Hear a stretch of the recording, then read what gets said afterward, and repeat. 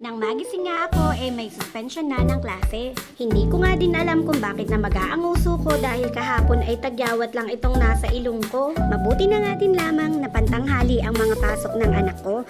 Hindi kami masyadong apektado kapag may announcement na suspendido ang klase dahil sa bagyo o dahil maulan ang panahon. Nagpapasalamat na din nga ako dahil nga ngayong umaga ay maayos na ang pakiramdam ko. Yan pa nga ang panganay ko at yung aking bunso ay ang palaging kasunod kapag bumangon na ako. 5 hanggang 10 minuto kapag naramdaman niyang wala na ako sa tabi niya ay babangon na din talaga to. Makagising nga ay nakaramdam na rin ng gutom ang batang yan.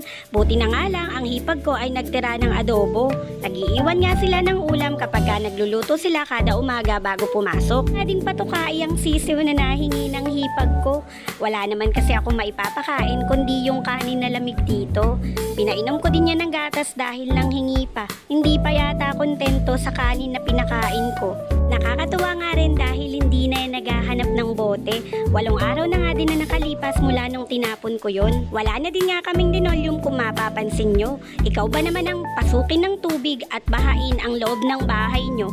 Ay di tatanggalin nyo kaysa naman bumaho ito. Yun lang din na ma-share ko ngayong araw and thank you for watching. Bye bye!